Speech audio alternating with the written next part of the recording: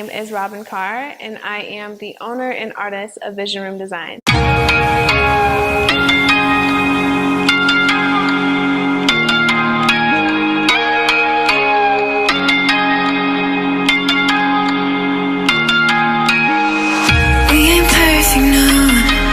Some work in progress, good things go slow.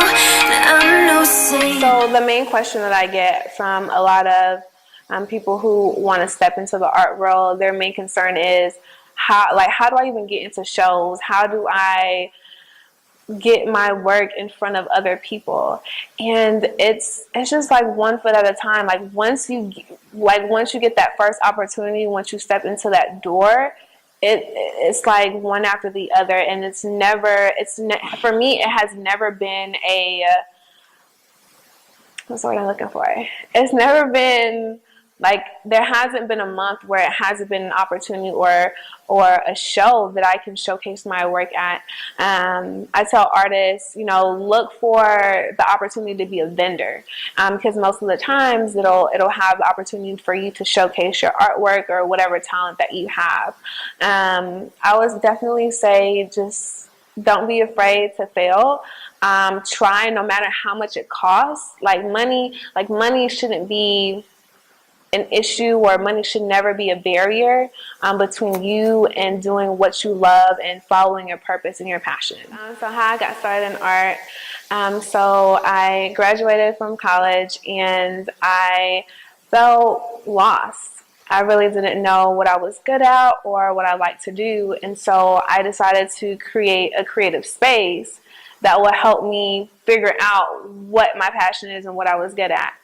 And so in the midst of me creating this creative space, I remodeled like my whole room, and I started building vanity mirrors.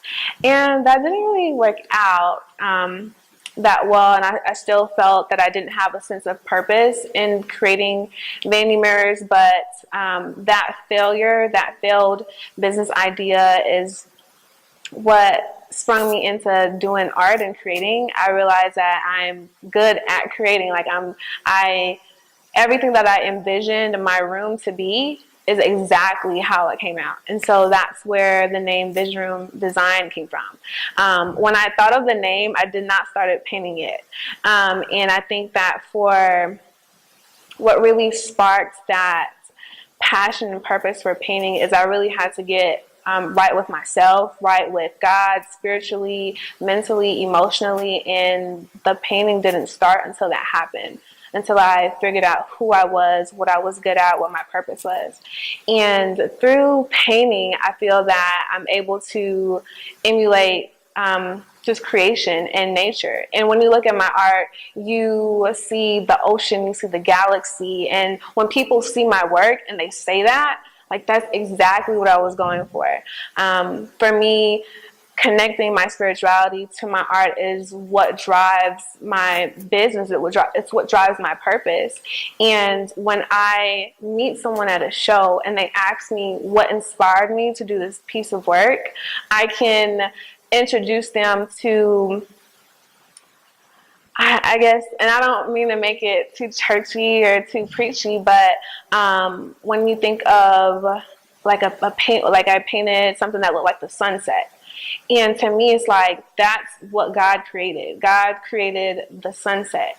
And you see that and you say, wow, that's just so beautiful. And I can say, well, what inspired me was God creating the sunset. And so that just sparks a whole different conversation. And when people learn that I have no background in art, like I've never picked up a paintbrush until 8 months ago, and how this art thing has propelled me to doing so many shows and meeting so many different people. Like that is crazy to me, how many people I get to meet at this show that fall in love with my work that I have no experience in, no background in. It's just something that happened when I got myself right with God. With my spirituality, I definitely see the world and life through a different lens. With that failure, I was really disappointed. Like I was just so sure that, okay, I'm going to start making vanity mirrors and this is going to be the business. But I learned that because I'm good at something doesn't mean it's necessarily what I like to do or what my purpose is. And so I just had to give up making the vanity mirrors. But I'm glad that I'm glad for that failure, because if I didn't even try, then I wouldn't be where I am now. And one thing I want to touch on. So when I first started painting, I know that I wanted to, bring it under the umbrella of Vision Room Design, because I thought, well, if I was just making vanity mirrors, then I can only just stick to vanity mirrors. But when I created Vision Room Design, it allowed me to broaden what I'm able to do.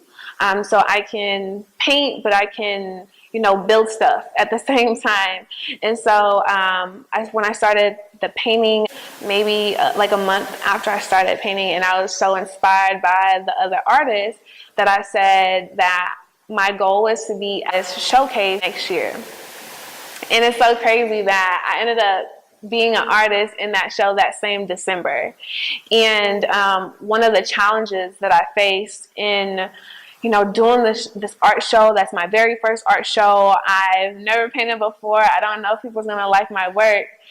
In the midst of me preparing for the show, my friend dies unexpectedly. And that very same day, I get hit by an 18-wheeler in traffic. And like, man, I just might cry right now. But like, that's when it got hard. And that's when I really wanted to give up.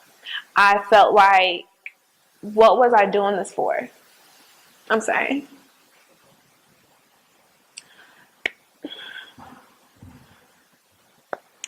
I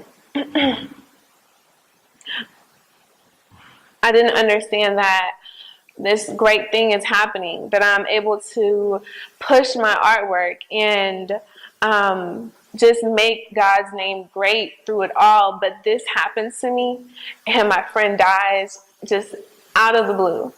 And I really wanted to give up. And I really almost did. I really almost did give up, because I had to sell tickets for the show also. And I'm like, well, no one even knows that I paint. Like, who's gonna believe me when I say I'm in this Dallas art show and then buy tickets to come see my work that they've never seen before? And another challenge that I faced was like financially, that I have to make sure my personal finances are taken care of, but then I have to find money to experiment with paint, experiment with canvases, prepare for this show, figure out what works for me, what doesn't. I didn't even know how to set up for a show, and I still did it. I still went through with it. And surprisingly, I had 40 people come to my show. My requirement was to sell 20, and any tickets that I sold over the 20 ticket limit, I got a profit out of. And because I didn't give up, because people came to support me, the extra money that I made is what propelled and pushed my business. And since that show, I haven't had to put my own money into Vision Room Design. After that show, business like took off, and every month that I do a show, I sell something, and I make more and more money for my show. That way I can experiment, do different things, put on shows of my own. So it's definitely been a crazy experience, a crazy ride, but everything has been taken care of, and it's just great. So the very first show, I was very nervous. My state of mind while I was setting up is I was really doubting myself. I thought that, no one's gonna buy my work, so I underpriced myself heavily, because I felt like I just lost confidence in myself, that I was grateful to be there, but I just didn't feel like my work would sell. But it actually did. I sold a lot of pieces at that show, and I was really surprised by the support that I got from people that I did know and that I didn't know. I would say, like, the one thing I'm most proud of is my failures. And it's so crazy that On the pieces that I messed up on, it's like, I gotta scratch this and I gotta do something else. And I did that. It was like fire. Like, I started making, I started using a varnish called resin, and I was just so trash at it. Like, it was really expensive, and I sat on that idea for like 5 months because I just failed at using it. And I just doubted myself that I knew what I was doing, but I had already paid for it. So 5 months later, I had that idea to use that same varnish in some wine trays. And that has really been a popular thing that just sells like crazy. But using that varnish to seal my work, but also make it something that people have never seen before. I don't think I've seen anyone in the DFW area that is using this varnish to make art functional. So recently I started using paint in everyday items, items that you can use around the house, things that you not only put on your wall, but I started doing wine trays. Wine trays is definitely a conversational piece, definitely something that people have never seen before, and as good as a gift for Mother's Day or someone's birthday, or even just serving friends. I use my art, I use resin and glitter just to make my artwork just shine, to make it pop. And that's something that a lot of people actually really like, and I was surprised that they would. But I just took a step out on faith and just started doing something different, and it's really been a huge success. So for this year, I'm just going to continue doing art shows at least once a month. But the next move is to take my artwork and turn it into planners, books, laptop cases, folders, journals. Like that is the next move.